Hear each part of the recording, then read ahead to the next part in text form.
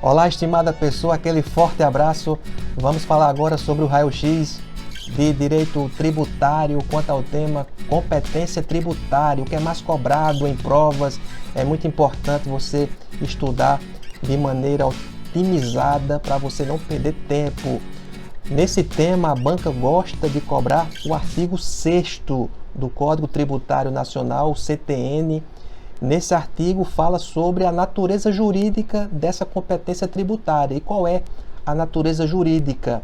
Segundo o artigo 6º, é competência legislativa plena, ou seja, os entes políticos eles têm competência legislativa plena para instituir os seus tributos e também os aspectos desse tributo, fatos geradores, base de cálculo, alíquotas e etc. Portanto, é importante você ter esse conhecimento porque a banca gosta de cobrar. Outro ponto também que decorre desse artigo é com relação à filosofia jurídica, o porquê dessa competência tributária, de onde ela decorre. Isso pode ser cobrado em provas mais complexas e decorre do princípio do federalismo. Esse princípio do federalismo está previsto na Constituição Federal, no seu artigo 60, parágrafo 4º, e esse princípio concede aos entes políticos a possibilidade de legislar em matéria tributária, mas os entes políticos têm que observar essas regras para não ferir aí o princípio do federalismo. Não pode instituir, por exemplo, matérias que envolvam competência de outros entes. Portanto, a competência tributária é plena, mas tem que observar esses limites. Eu vou falar agora sobre a classificação da competência tributária. É importante, as bancas gostam de cobrar em prova também essa classificação. A classificação da competência tributária pode ser privativa.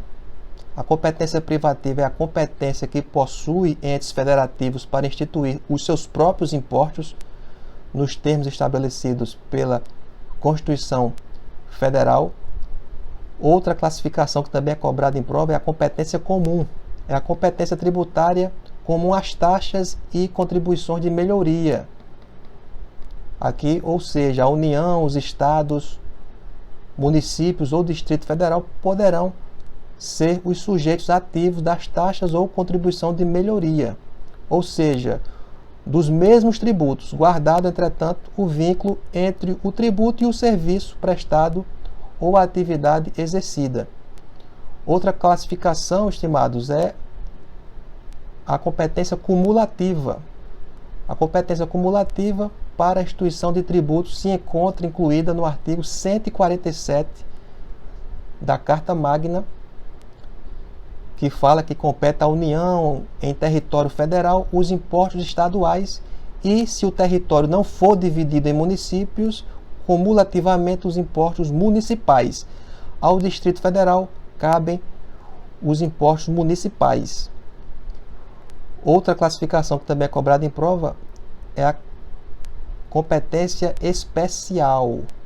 É competência que permite a instituição dos empréstimos compulsórios, que está previsto no artigo 148 da Constituição, e também das contribuições especiais, que está previsto no artigo 149 da Carta Magna. Portanto, essa competência especial permite a instituição dos empréstimos compulsórios e das contribuições especiais. Outra classificação é a competência residual.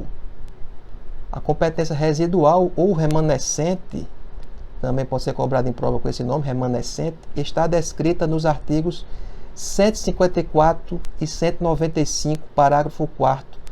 É bom você dar uma conferida lá, que fala que a União poderá instituir, mediante lei complementar, impostos não previstos no artigo anterior, desde que sejam não cumulativos e não tenham fato gerador ou base de cálculo próprio dos discriminados nesta Constituição.